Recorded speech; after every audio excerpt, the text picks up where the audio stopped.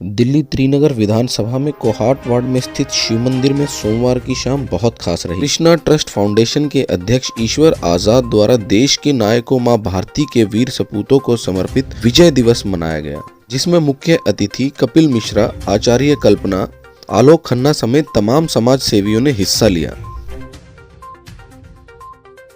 आप देख रहे हैं स्पष्ट बात टीवी। इस वक्त हम राजधानी दिल्ली के त्रिनगर विधानसभा में, जहां कृष्णा ट्रस्ट के माध्यम से यहां पर विजय शौर्य दिवस मनाया गया है। भाई ईश्वर आजाद उसके कार्य कर रहे थे और भी विश्व हिंदू परिषद के यहां पर लोग हैं। सर, बहुत बहुत स्वागत है आपका हमारे चैनल पर। आज विजय दिवस को, शौर्य दिवस को कैसे देखते हैं? इतिहास के कुछ क्षण ऐसे होते हैं जो अविस्मरणीय होते हैं, जो एक राष्ट्र की आगे आने वाली योजनाओं को पूरे विश्व के सामने दर्शाते हैं। एक राष्ट्र का स्वभाव और उसकी संस्कृति क्या है, इसका संदेश पूरे विश्व को देते हैं। ये एक ऐसी ही घटना, एक ऐसा ही पल था। हमने एक राष्ट्र को बनने में सहायता प्रदान की, ना सिर्फ सहायता प्रदान की, उस राष्ट्र को उसके बाद में पूरे विश्व में रिकॉग्निशन मिले, इसकी तरफ कार्य किया।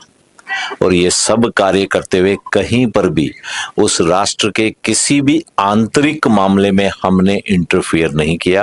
ये पूरे विश्व ने देखा। ये हमारी सनातन संस्कृति का प्रचायक बना। ये प्रचायक बना कि हम अपने पड़ोसी, अपने साथी और प्रत्येक अपने समकाक्षी की चिंता करते हैं। कहीं पर भी ऐसा नहीं हमने दर्शाया कि हम बाहुबली हैं, हमने आपकी सहायता की है तो आपको हमारे सामने झुक कर रहना होगा। हमारे लिए वो भाई थे, एक भाई को उसका शासन दिलवाना, इस कार्य को किया। सर, चुनाव आने वाले हैं। सर, दिल्ली को कैसे देख रहे हैं? कैसे दिल्ली सरकार कार्य कर रही है? देखिए, चुनावी राजनीति से हम अपने धर्म और अपने देश को जोड़ के चलें, ये ठीक नहीं है। पर यह चिंता की बात तब बन जाती है जब शासन प्रशासन देशद्रोहियों को और विधर्मियों का साथ देता है। आपको हज हाउस बनाने की तो चिंता है, आपको रोहिंग्याओं को 10-10 हजार रुपया बांटने की तो चिंता है, पर आपको कहीं पर भी उस समय अपने जो हमारे नागरिक हैं, अपने जो हिंदू हैं, उनकी चिंता नहीं है। आप सिर्फ चुनाव होने से पहले हनुमान मंदिर में जाएंगे, बजरंग बली का आशीर्वाद लेंगे एक ड्रामे के लिए, और अगले दिन मौलवियों को 20-20 हजार रुपया बांटेंगे। स्थिति स्वीकार्य नहीं है। चलिए सर, बहुत बहुत धन्यवाद। हमारे साथ है आचार्य कल्पना जी। मैडम, मैं एक सवाल आपसे कहना चाहूंगा। देश में जो बात हो रही है हिंदू मुसलमान के ऊपर, कह रहे हैं कि मोदी सरकार चुनाव लड़ने जा रही है। क्या आपको लगता है हिंदू खतरे में इस देश में? बात हिंदू और मुसलमान की नहीं है, बात पूरे विश्व की मानवता की रक्षा की है। कभी भी हिंदुओं ने किसी भी देश पर जाकर के अमानवीय अत्याचार नहीं किए हैं। बांग्लादेश का उदाहरण हमारे सामने है, पाकिस्तान का भी उदाहरण हमारे सामने है। हमारी सेना ने 1971 में पाकिस्तान के बहुत बड़े भूभाग पर कब्जा कर लिया था, लेकिन एक भी सैनिक का ये कार्य नहीं हुआ है कि वहां पर कब्जाई हुई महिलाओं के साथ कोई अत्याचार किया हो, किसी सैनिक ने किसी को गलत गाली तक भी दी हो। इस तरह का कोई उदाहरण पूरे विश्व भर में नहीं है। इसीलिए मानवता को सुरक्षित रखने की बात है तो हिंदू को सुरक्षित रखना, सनातन संस्कृति को सुरक्षित रखना इस पूरे विश्व के लिए आवश्यक है। नहीं तो विश्व में जो हाहाकार हो रहा है वो पूरे विश्व का हाहाकार, उसका प्रत्युत्तर केवल सभ्य शैली में, एक संस्कारित शैली में, एक आंतरिक परिवर्तन से केवल हिंदू ही दे सकता है। बाकी पूरी विश्व में कोई ऐसी सभ्यता इस समय पर नहीं है, इस समय दिखाई नहीं देती है कि जो वसुधैव कुटुंबकम कह सके, जो जियो और जीने दो कह सके। ऐसी कोई सभ्यता दिखाई नहीं दे रही है। इसीलिए भारत, चूंकि हिंदुओं का प्रथम स्थल है, आद्य स्थल है, उनका जन्म स्थान है, उनकी संस्कृति की उत्पत्ति का स्थल है, तो इसको तो सुरक्षित रखना और इसमें हिंदुओं का सुरक्षित रहना बहुत जरूरी है। तभी पूरे विश्व में मानवता सुरक्षित रह सकती है। मैडम, जिस प्रकार विश्व हिंदू परिषद या बजरंग दल मिलकर के काम कर रहे हैं, लव जिहाद को लेकर के आपका क्या कहना है? किसी भी प्रेम प्यार करने से कोई मना नहीं करता, लेकिन एक बालिका के साथ में आप षड्यंत्र पूर्वक प्रेम कर रहे हैं उस बालिका को भी बेचारी को नहीं पता कि तेरे साथ क्या होने वाला है। वो भोला मानस, वो बेचारी उसके साथ में होटल तक शेयर करने जा रही है, उसको ये नहीं पता कि अगले क्षण इस व्यक्ति के हाथ में छुरा आने वाला है, बंदूक आने वाली है, ये कुछ नहीं पता। उसको एक मछली की तरह जाल में फंसा करके और टेबल पर रख करके चाकू से काटा जा रहा है। तो ये दर्दनाक है। हम पूरे विश्व की महिलाओं की बात कर रहे हैं, केवल अकेले हिंदुओं की बात नहीं है। अगर कहीं पर बांग्लादेश की या पाकिस्तान की सेना ने बांग्लादेश के किसी मुसलमान के ऊपर भी, महिलाओं के ऊपर अत्याचार किया है, तो हम आज उसको कह रहे हैं कि 5 लाख महिलाओं के ऊपर अत्याचार हुआ था। तो इसीलिए कोई षड्यंत्र पूर्वक, और फिर वो जब षड्यंत्र बड़े स्तर पर दिखाई देता है, 1 घटना हो जाए, 2 घटना हो जाए, 100 हो जाए, 1000 हो जाए, पर जब ये आंकड़ा लाखों में जाता हुआ दिखता है, तब चिंता होती है कि इसके पीछे एक विकृत मानसिकता काम कर रही है, जो मानसिकता को दबाना, जिसको कुचलना, जिसको समाप्त करना बहुत आवश्यक है। कृष्णा फाउंडेशन के अध्यक्ष ईश्वर आजाद जी मेरे साथ है, जिन्होंने आज का कार्यक्रम रखा विजय दिवस, जो कि देश के सिपाहियों, फौजियों और शहीदों के नाम था। क्या कहना चाहेंगे ईश्वर आजाद जी आज के दिन? आज का कार्यक्रम जो 1971 में भारतीय सेना के द्वारा पाकिस्तान के 2 हिस्से किए गए थे, बांग्लादेश के रूप में नए देश का उदय हुआ था।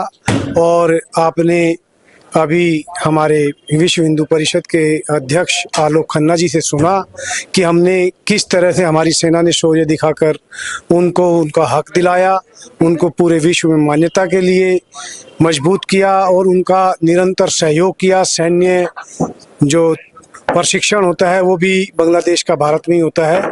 उसके बाद किस प्रकार वहाँ पर हिंदुओं के ऊपर अत्याचार हो रहा है, और आज इतनी बड़ी सेना होने के बावजूद भी बांग्लादेश में तख्ता पलट हो गया। और इस तरह का जो प्रयोग भारत में ना हो, उसके लिए समाज को जागृत करने का, एकत्रित करने का, हिंदू समाज को एक रहने का, और एक रहेंगे तो सेफ रहेंगे का जो है अपनी वाणी द्वारा आशीर्वाद या वक्तव्य दिया है।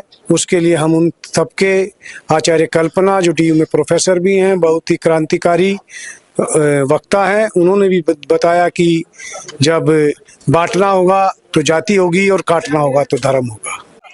कार्यक्रम में पहले तो मैं ईश्वर भाई ने प्रोग्राम किया है अपने वीरों के लिए, और ऐसे ही करते रहे, बहुत बढ़िया लगा।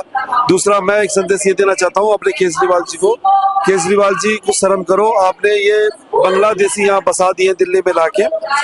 अब ये हमारे हिंदुओं पे इतना अत्याचार कर रहे हैं बांग्लादेश में, और आप इन्हें यहाँ बसाए जा रहे हो, तो ये तो शर्म करो कि हमारे हिंदुओं को क्या होगा।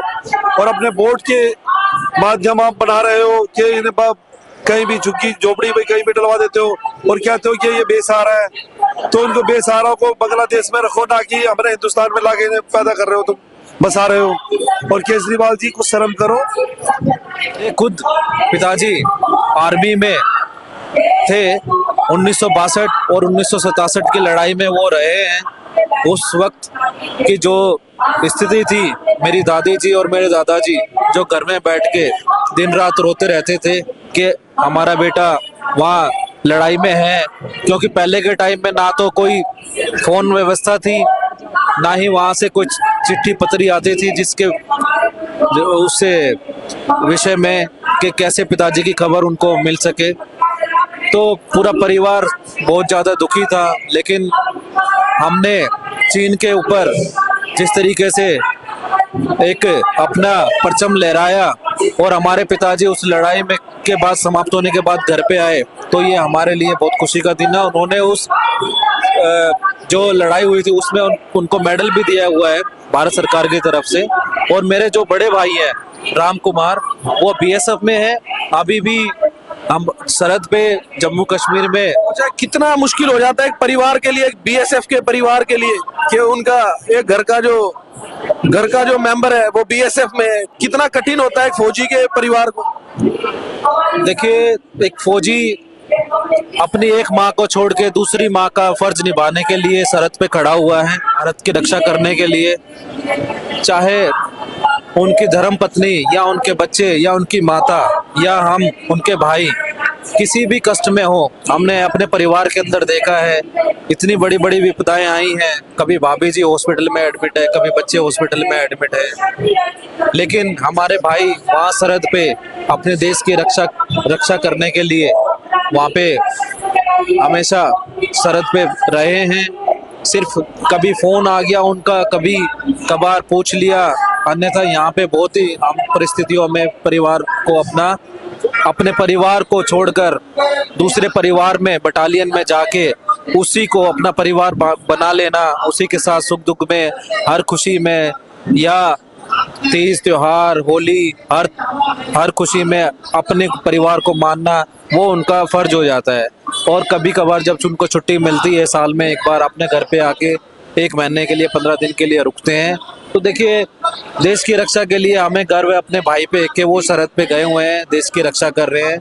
जब कारगिल की लड़ाई हुई थी तो हम चारों भाइयों ने भी यानी कि उस टाइम पे ये ठान लिया था कि अगर हमें मौका मिलेगा तो हम भी अपने भाई के साथ जाके खड़े होंगे, क्योंकि वो वक्त ऐसा था कारगिल युद्ध का कि हर पूरे भारत से जितने भी नौजवान हैं सब उठ खड़े हुए थे अपने देश की रक्षा के लिए कि हम भी सरहद पे जाएंगे और पाकिस्तान को धूल चटाएंगे।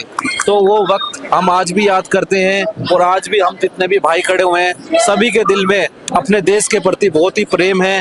और सभी अगर कल को हमारे देश को हमारी कहीं ना कहीं जरूरत पड़ती है तो हम सारे भाई अपने देश की रक्षा के लिए सरहद पे जाके खड़े हो जाएंगे। और अपने जितने भी हमारे वीर जवान सैनिक हैं हम उनको सलूट करते हैं कि वो हमारी रक्षा के लिए दिन रात सरहद पे, चाहे वहाँ कितना भी -डिग्री में टेम्परेचर हो, फिर भी हमारी रक्षा करते हैं। तो एक भाई ने हमारे ने जो बड़े भाई हैं उन्होंने एक वीडियो हमारे से शेयर करी थी, उनके कम से कम पूरे आधे वो ढके हुए थे बर्फ में और वहाँ पे ड्यूटी कर रहे थे। तो ये जज्बा हम देख के हमें अपने खून के अंदर इतनी गर्मी महसूस होती है कि आज हमारे भाई वहाँ खड़े होके इतनी ठंड के अंदर बॉर्डर पे रक्षा कर रहे हैं। पाकिस्तान से या चीन का बॉर्डर हो, कोई भी बॉर्डर हुआ, उस पे आज हमें गर्व है अपने भाई को। जय हिंद, जय भारत। देखिए कितना कठिन जीवन है एक फौजी का, कितना कठिन जीवन है एक आर्मी मैन का कि वो देश की रक्षा करता है, देश के लिए -डिग्री में खड़ा वाले टाइम में हम ये भी जीतेंगे कि जो भी इलेक्शन से खड़ा होगा हम उसके साथ सहयोग और अपना समर्थन सभी भाइयों के साथ। केजरीवाल को कैसे देख रहे हैं? केजरीवाल ने अब तक क्या किया है? ना तो मोहल्ला क्लिनिक, फ्री बिजली कर दी, कोई 200 यूनिट फ्री, पानी कुछ नहीं है, कुछ नहीं है, सब पे टैक्स लगता है। ये सब कहने की बात है। लाइटों को देखो, अभी पीछे मैंने एक फोन किया था, मैं कहा सर यहाँ पे किसको कॉल किया था? किसको कॉल किया? मैंने तोमर साहब को कॉल किया था। मैं कहा सर, चाहे उन्होंने असिस्टेंट किसी ने, कह रहा मैं कहा एक्सीडेंट हो रहा है, यहाँ पे चोटें लग रही है, इसको गाड़ी को रोकते क्यों नहीं? तो कहते हैं सेक्टिव फाइव कीजिए। सेक्टिव फाइव का मतलब क्या? आप इलेक्शन बोर्ड समझते हैं इस चीज को? आपको ये देखना चाहिए जिसके चोट लगती है उसका दर्द नहीं होता क्या? पर वो तो कह रहे हैं मैंने रोड यहाँ पर ऐसे बना दिए कि आदमी चाय लेकर चलेगा स्कूटी पे और चाय नहीं गिरेगी। ये सब कहने की बात है।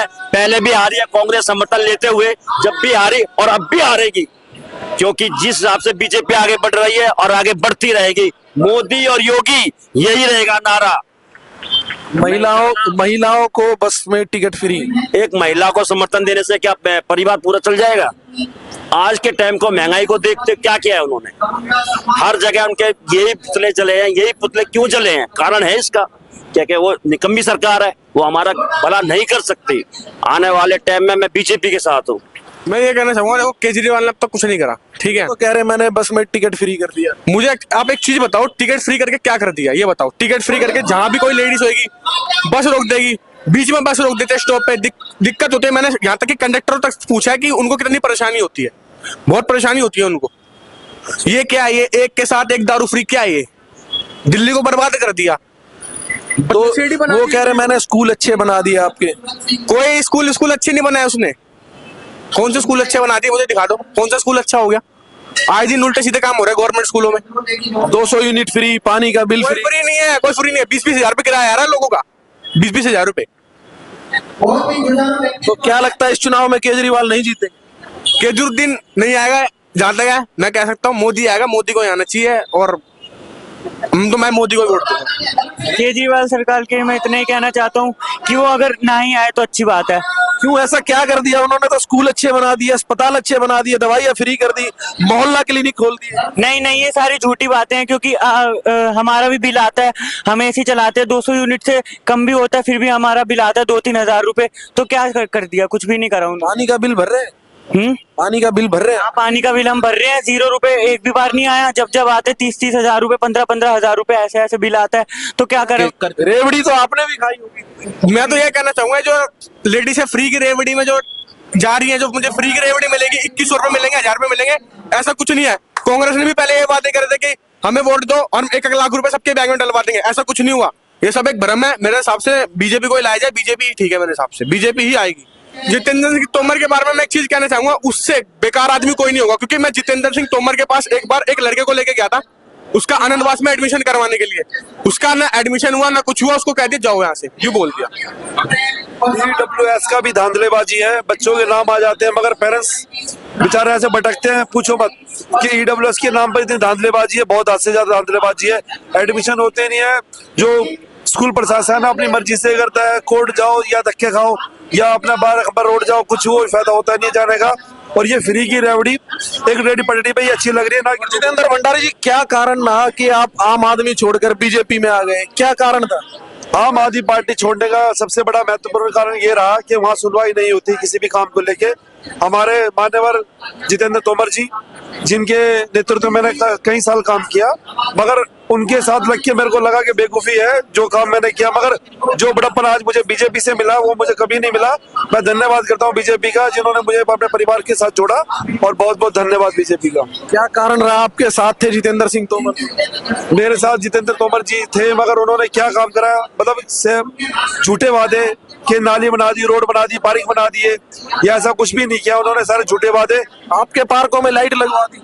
बिल्कुल नहीं लगाई, बिल्कुल भी नहीं लगाई। हमारे रवि हंस जी है, निगम पार्षद जी, उनको हमने बोला, बीजेपी के हैं वो, उन्होंने एक बार बोला 10 काम कराए हमारे, जैसे लाइट लगवाई, पार्क ठीक कराया, कुर्सियां लगवाई, ये सारी चीजें। हाँ, जितेंद्र तोमर जी की एक बड़प्पन है, झूठ बोलने में सबसे नंबर 1 है। झूठ ज्यादा बोलते हैं कि मैं ये करा दूंगा, वो करा दूंगा, कराते नहीं है। अगर बोला जाता है तो फंड नहीं है, फंड आएगा जब वो लगवाएंगे, आप पता नहीं कब फंड आएगा और कब वो काम कराएंगे।